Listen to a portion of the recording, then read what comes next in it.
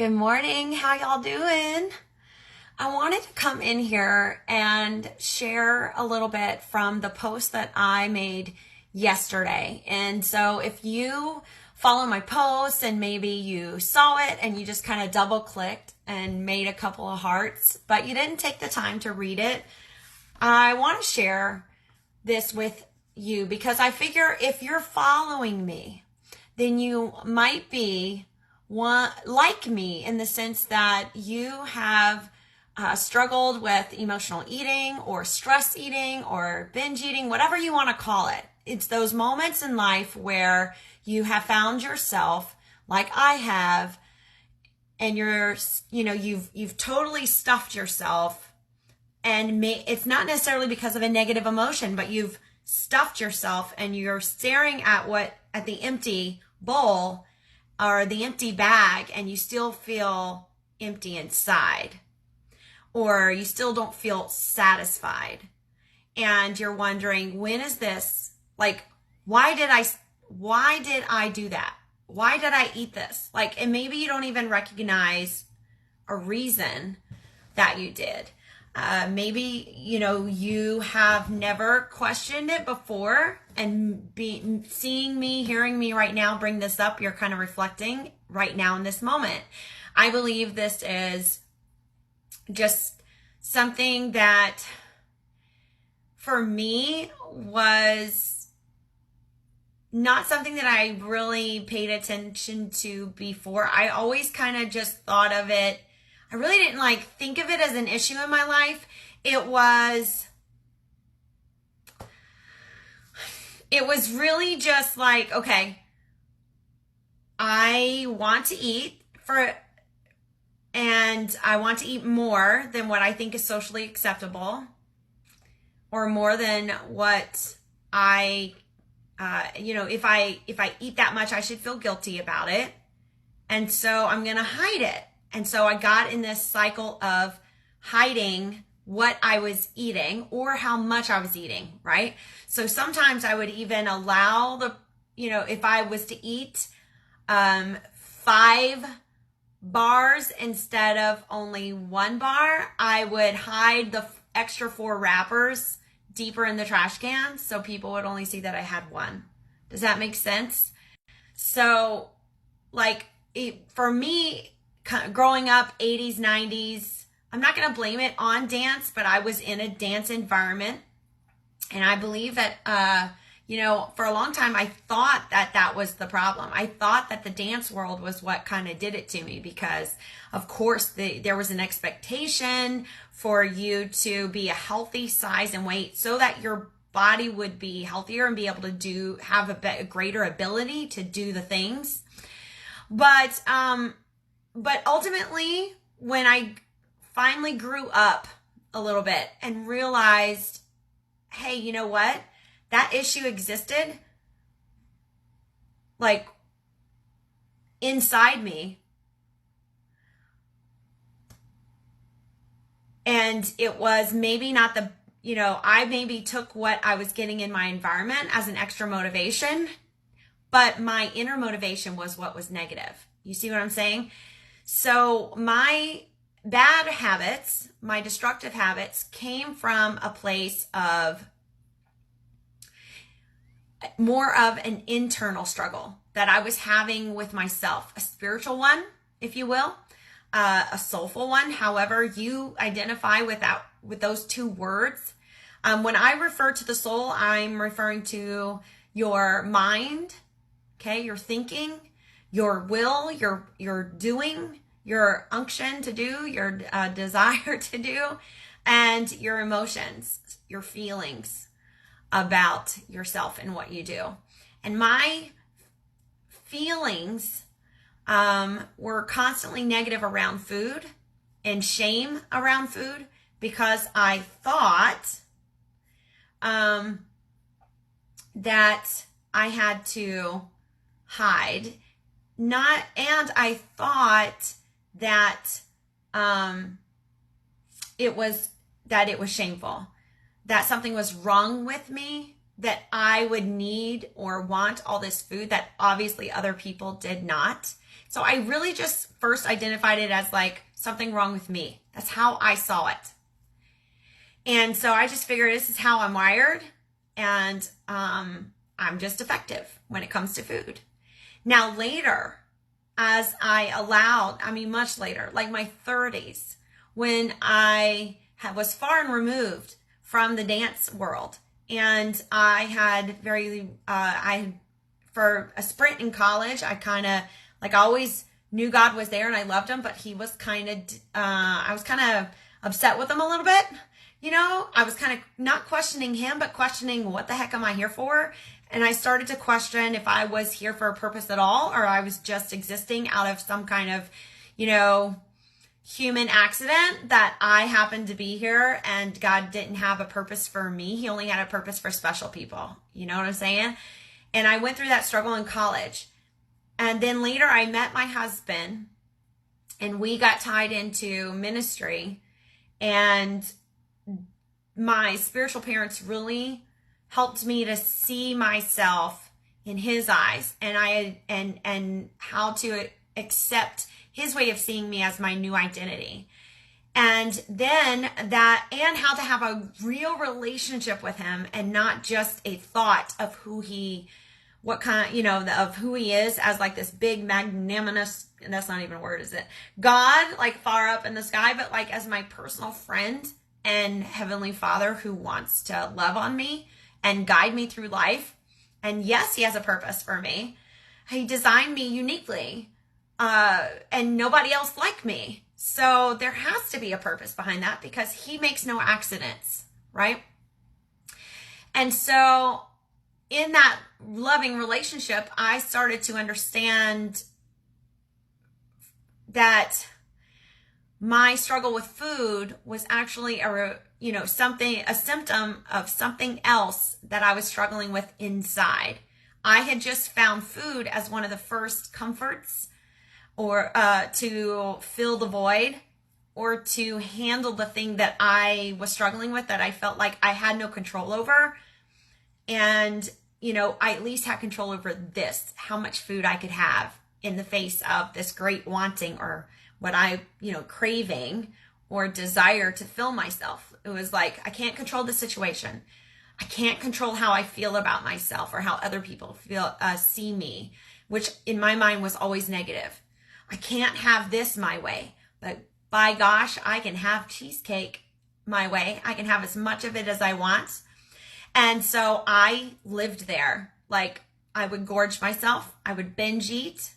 And it wasn't like what they show in the movies of me, women sitting on the couch crying and boo-hooing and just shoveling ice cream in their mouth. It wasn't like that. It was in the in-between moments. It was every time I was studying for a test that I felt, like some nervous energy about. It was in the moments of boredom and nothing happening. It was every time I sat down to watch a movie and just kind of escape any kind of reality and lose myself in a story that I found enjoyable, I would be eating in all those moments. And it was also manifested not just through food, but actually cigarettes, and, in the in-between moments of when I would eat and when I would drive and when I was just walking or doing nothing at all. I was reaching for these devices that I can control this, and I was getting some sort of short-term reward from it. But then after, I would always feel crummy about myself and question my motivation. And when I finally started to realize, hey, like, this is really an inside thing, I needed to first identify what the inside thing was that I really wanted help with, but hadn't yet asked for. I hadn't allowed God to kind of reveal the deep down issue of, why was I reaching for this? Why was I feeling this way? Why was I needing? Where was that need and that desire coming from? And whenever I allowed him to start to expose that to me and unwrap layers, was when I was able to really do the work. That's when I was able to, I'm going to reference my post. In my post, I said, there came a time when I had to ask myself, staring at a bowl of fudge brownie batter. Okay, Angel, do you just want to feel better in this moment, the short-term moment, or do you want to be whole? Like whole, nothing missing, nothing broken. That promise from the word that you read, because I knew like I was missing something. I was lacking something. I did not feel whole. And I felt like I was reaching externally for something to help me feel whole, but I wasn't. And I knew I needed that wholeness to come from it, that healing and wholeness, and the thing to fill the gap in my soul, in my heart, or what, that brokenness that I felt. I needed that healing to come from within, not from external. Anything external was not going to work. The food wasn't working. The cigarettes weren't working. The anger outbursts it wasn't working. I needed something from here. And I needed that. And that was not just going to come from me doing the work, but from allowing my Father, my Heavenly Father, to do the healing, to go to work with me and to help me mend it. And so I revisited John chapter 4 and John chapter 5. I looked at the man at the pool of Bethesda who was waiting for someone to help dip him into the pool. And I looked at this woman who had so much shame in her life and was living a lie and they were both visited by Jesus, who was just like, hey, I got never ending healing for you. I got never ending fullness for you. I can fill that void and meet that need, and it'll be never ending. It'll be ongoing. And so I was like, instead of what I did from that point on was I decided I'm going to trade my empty bottom of the bag crumbs that still left me wanting, despite my belly being full. And now I'm uncomfortable physically as well as spiritually and emotionally and mentally. And I'm going to trade that for a real fullness that